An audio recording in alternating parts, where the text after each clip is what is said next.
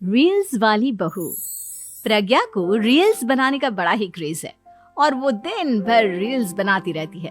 खाते पीते घूमते फिरते घर में कॉलेज में रील्स बनाने के कारण प्रज्ञा पूरे कॉलेज में हाईलाइटेड है। जहां उसकी रील्स सभी को पसंद आते हैं, वहीं मनीषा चिंता में डूबी रहती है। एक रोज जब खाते हुए प्रज्ञा रील्स बना रही होती है, तब मनीषा कहती है, एक मिनट भी चैन नहीं है इस लड़की को। ये नहीं कि खाना तो आराम से खा ले, लेकिन नहीं, अरे थोड़ी देर रील्स नहीं बनाओगी तो आसमान नहीं टूट पड़ेगा। अरे मम्मी, इसी को तो कहते हैं डिटर्मिनेशन। तुम नहीं समझोगी ये सब। भगवान, इस लड़की को सद्बुद्धि दे।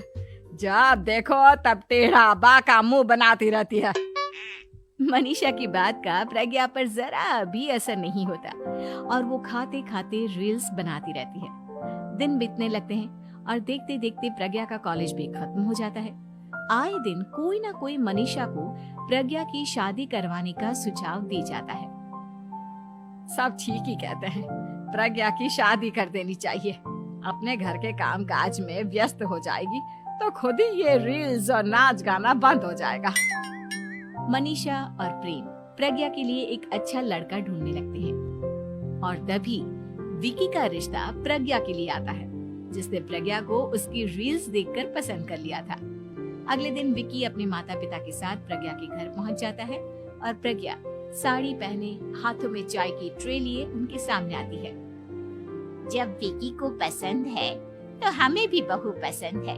बहन जी, आप बारात की तैयारी कीजिए। एक बार लड़का लड़की अकेले में बात कर ले तो अच्छा रहेगा।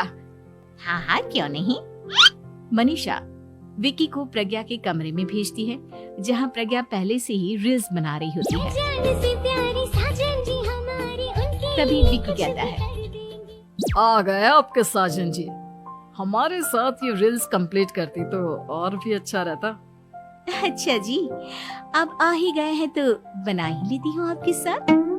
दोनों मिलकर रील्स बनाते हैं। जब वी मीट और तुरंत पोस्ट भी कर देते हैं। फिर विकी कहता है, जब आप साड़ी में चाय लेकर आई तब मुझे लगा कि कहीं मैं गलत घर में तो नहीं आ गया। अब सही है। दोनों की शादी पक्की हो जाती है और शादी के दिन भी प्रज्ञा रील्स बनाने से चूकती नहीं। यहाँ तक कि बारात के समय भी नाचते हुए रील्स बनाती है। सभी लोग प्रज्ञा की तारीफ के पुल बांध देते हैं और प्रज्ञा नाचती गाती अपने ससुराल चली जाती है। सब कुछ अच्छा चल रहा होता है। प्रज्ञा यहाँ भी दिन भर हर चीज की रील्स बनाती रहती है। लेकिन कुछ दिनों के बाद जब सुनीता कहती है, बहू, ये रील्स के साथ साथ कुछ काम भी कर लिया करो। वैसे तुझे और क्या क्या बनाना आता है? मम्मी जी, वैसे तो सब कहते हैं कि मैं सब कुछ अच्छा बनाती हूँ, लेकिन मुझे लगता है कि मैं मैगी अच्छा बना लेती हूँ। हाँ, कॉफी भी अच्छा बना लेती हूँ और मुंह तो सबसे अच्छा बना लेती हूँ। हैं? अच्छा अच्छा।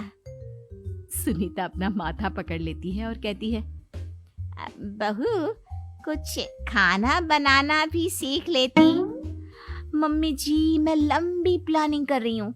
जल्दी ही मैं इतनी फेमस हो जाऊंगी कि मुझे पैसे मिलने लगेंगे। हम दोनों सास बहू राज करेंगे, राज। नौकर काम करेंगी और लोगों की तो लाइन लगेगी हमसे मिलने के लिए। तेरा दिमाग खराब हो गया है क्या बहू? हंसी मजाक तक ठीक है, लेकिन इस तरह घर नहीं चलते। जितना जल्दी हो इस घर के तौर तरीकों को सीख लो। प्रज्ञा मुंह घुमाकर चली जाती है और तुरंत उसी वक्त एक रील बनाती है।